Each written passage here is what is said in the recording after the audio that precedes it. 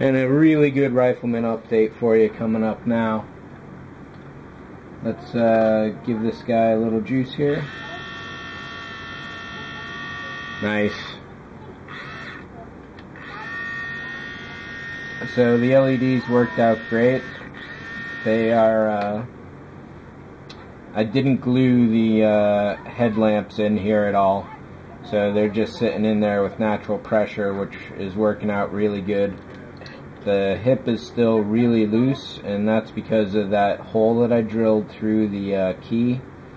So I'm still thinking there may be a way to stiffen this back up so it's more positionable like these arms are. If not, he's going to have a tough time standing overall. He can kind of lean forward, but once he falls backwards, it's over for him. One problem I'm having right now is with the internal side here, so let's pull them apart. So this is working out really great with these springs to act as the buses. The problem I'm having is that the wires here are pushing against the motor, which is causing it to fall out of place and stop working because the little gear is hitting against this plastic holder. So I really need to fix that into place a lot better. When that does happen, the lights go off because the motor starts pulling more juice to try and overcome the force that's stopping it. Let's pull the lights out of the way and I'll show you just the motor in action. There's a couple issues with that I have to work out, but overall I'm really psyched about how this has gone, and once I resolve this motor issue, which I'll show you in a moment, everything will be working that much better. One of the stupid things I did was to, even though the positive is over here and negative's there, I switched it in the leg so the positive's on this side. So it's just a hassle basically, not too big a deal. So the motor is good and strong. Right now it's not actually touching anything though. So you can see how it stops if it gets pushed around even a little.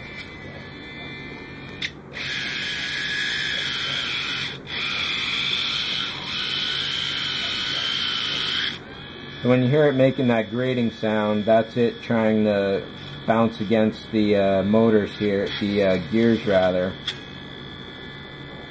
If I push it too far into the gears, it stops running. If it's too far away, it stops running. If it's close, the gears are such that they bounce around a lot and they don't get a consistent spin.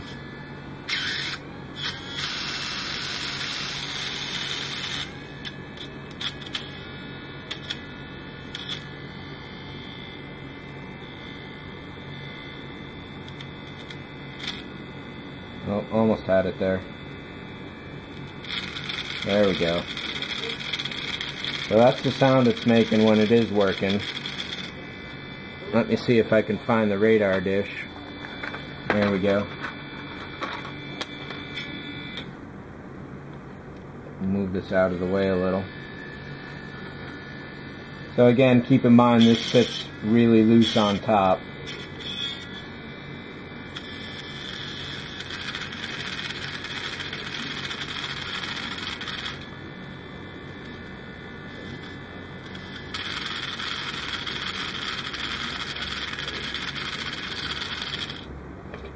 So once this is actually glued down to here, you know, it's not going to wobble around at all. But I don't want to glue this until I make sure that these gears are working as best as they possibly can. So I don't know that I'm going to put this guy on hold anytime soon, but at the same time, there's some really tricky specific work that needs to be done. And if I'll be able to get all these gears into a proper position so that there's no bounce going on, I don't know that I can accomplish that. I would like to throw some more gears in here to slow this down even further. Because while this main motor is running at, you know, however many RPM, the top definitely goes a lot slower, but it's still about twice too fast as I want. So whether that means I would have to put twice the amount of the same gears in, or I would need different size gears, I'll have to actually consult with someone about that knows what they're talking about.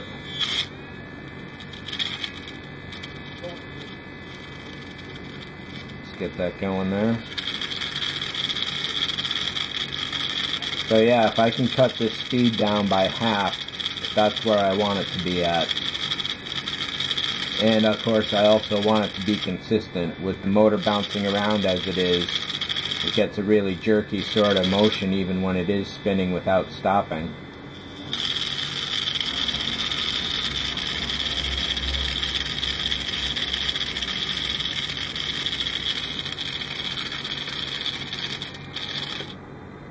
I don't want to take too much more time, but this is basically where it's at. I mean, essentially this is sort of done, but obviously this gearbox needs a bit of work to go to really be functional. But you know, maybe I'll just call it finished, seal it up, and use it as is. The problem with having a loose gears, of course, is that eventually the teeth are going to get eaten away and it'll be completely useless in a while. And it's not like I'm going to run this all the time, maybe a few seconds or a minute at a shot, but at the same time, once I seal this up, I don't want ever to have to pull it apart. So that's it for this guy.